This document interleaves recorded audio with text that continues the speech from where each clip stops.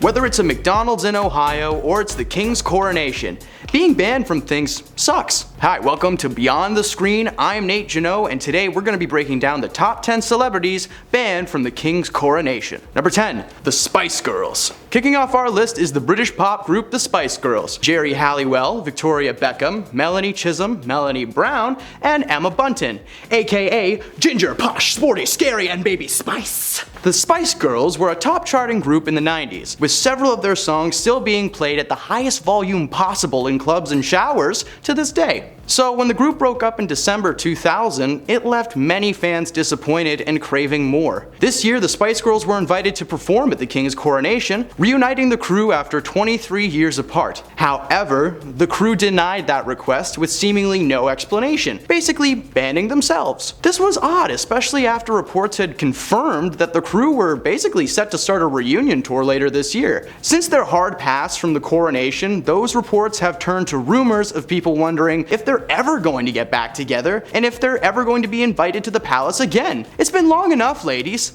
Spice up our lives! Number 9. Rusell Crowe. Rusell Crowe is best known for his roles in films like Gladiator, Noah, and most recently he even took up the task of being the Pope's personal exorcist. The only thing Russell wishes that he could exorcise, though, is his name from the banned list. A list which he hasn't always been on. You see, Crowe was invited to an event for the royal family at their home back in 2003. But before entering the palace, the equerry, who is an officer of the royal family, had talked to Crowe beforehand, explaining how he should address the princes and how to carry himself in the palace. But as Russell put it, that's just not in his DNA. Because when Russell met Prince Harry and William, he called them mates instead of Your Highness, which, seemed to almost cause the equerry to have a heart attack. This wasn't his first royal misstep, as he mentioned on Twitter that despite having several meetings with royalty over the years, he's just always been unable to mutter the words Your Highness. Crowe has subsequently banned himself from any future A-list events, including this year's coronation. Here's hoping that the Pope doesn't have a +1 to the after party. Number 8. Mick Jagger. The frontman of the Rolling Stones has been permanently banned from anything and everything involving the royal family. In 2003, Mick Jagger was actually nominated for a knighthood for 40 years of service to popular music, and he was set to receive the honor from none other than Queen Elizabeth II herself. However, Liz was not down for that. Not only was Jagger a foremost advocate for the underbelly of society, he had also openly spoken out against the monarchy, even calling Her Royal Highness a chief witch. Not enough for you? Well, according to reports many years earlier, Jagger partook in a romantic relationship with the Queen's sister, Princess Margaret. Apparently, the princess had garnered a reputation for having a partying lifestyle, and Jagger was at many times a part of that friend group. He did eventually get knighted, but Liz was officially unavailable as she was scheduled to undergo surgery at the time of the event. That's right, she booked herself into a hospital just so she didn't have to see him. That is savage. Number 7. Eddie Izzard. The British comedian Eddie Izzard has always been very vocal about her opinions on the royal family. While being interviewed over the years, Miss Izzard has been quoted as being confused by the royal family, claiming that they've been lazy and lacking in making any kind of positive change. Izzard clarified that the younger family members of the family, like Kate, Charles, William, and Harry, were doing some pretty good things, and this did not sit well for the older family members, as she was stamped with a big ol' ban sticker and asked to steer clear as possible from any future ceremonies. We understand why. I wouldn't want anyone bashing my family in my house either. Number 6. Russell Brand. The comedian turned actor Russell Brand may best be known for his role as Aldous Snow in Get Him to the Greek and Forgetting Sarah Marshall, or maybe for his musical chops with the real fake band Infant Sorrow. What many may not know is just how much he really just hates the royal family. He took to YouTube to express his opinions. He declared that it was ridiculous to have a queen and having to be forced to call her things like Your Majesty. Like, seriously, what's with Russells and not being able to say Your Majesty? He dug his hole even deeper when in his book Revelation, he criticized the Queen for her German heritage, calling her a word that I can't say on YouTube, and don't Google it. Needless to say, this was a perfectly logical reason to ban Brand from entering the palace gates ever again. Number 5.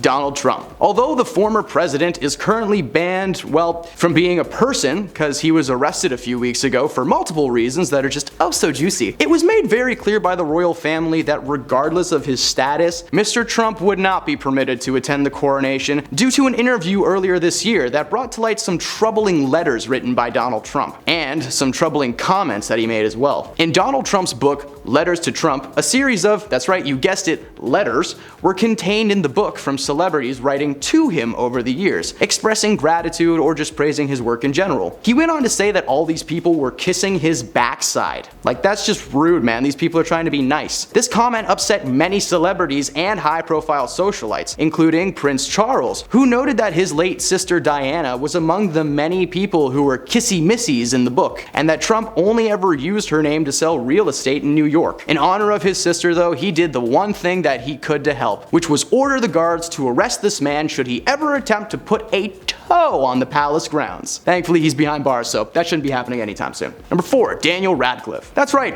Harry Potter is banned from the King's coronation, and no, it's not because of a spell gone wrong. It's actually because of Dan's political views. He's a Republican in the British sense of the word, claiming to be completely against the idea of a monarch, pointing to them as a symbol of what is wrong with their country. He added that many of his fellow Brits were extremely offended in 2005 when Prince Harry decided to wear a certain costume. Again, not gonna say the word and don't Google it, but like, he had to know that was a bad idea, right? Dan's father hails from Northern Ireland and his mother is Jewish, and despite not having many religious beliefs, Dan stated very clearly that he is proud of his heritage and will defend it at all costs. Now, for cautionary purposes, his name has been added to the no-no list, but I doubt he'd even want to attend if he was invited in the first place. Number 3, Colin Firth. Colin Firth won the Best Actor award in 2011 for his brilliant performance as King George V in The King's Speech, which is pretty ironic considering Colin is also a British Republican. Firth told compatriot Piers Morgan on CNN that he enjoyed playing King George and had some kind words to share about the work that Prince Charles was doing for the country at the time. But when asked about his views on the monarch, the switch was flipped. As Colin let us know, he loves voting. It's one of his favorite things to do,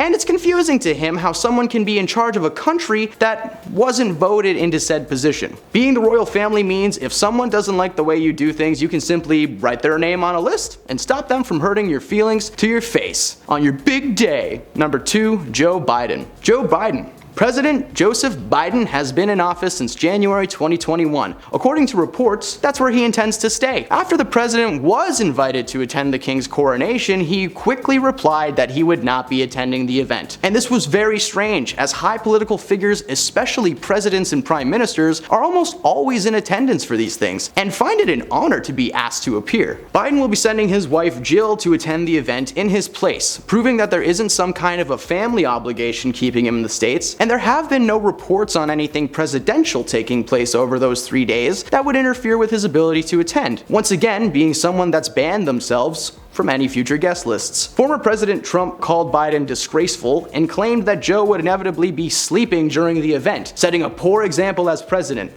Okay, Donald. Yeah, Joe is setting a poor example as president, sure. Number 1, Meghan Markle. Originally, both Harry and Meghan were on this list until a few days ago, when Harry announced that he would be attending the event just without his wife. You see, Markle will be staying in California with her kids, seemingly due to the drama that's been festering in the family for a couple of years now, becoming too personal. This drama began in 2021, when the couple announced that they would be stepping down from their royal duties to focus on family life and building a future for their kids. Now, while most families may consider this growing up, the king is no normal papa and banned the couple from returning to not just public events, but any interior family events either. To the point where Harry was in London for a court hearing this past March and was refused a visit by both his father and brother Prince William. While Harry is still technically going to the event, it's been reported that he's not going to be invited to take part in any preceding events over the weekend or have any kind of active role during the ceremony. So,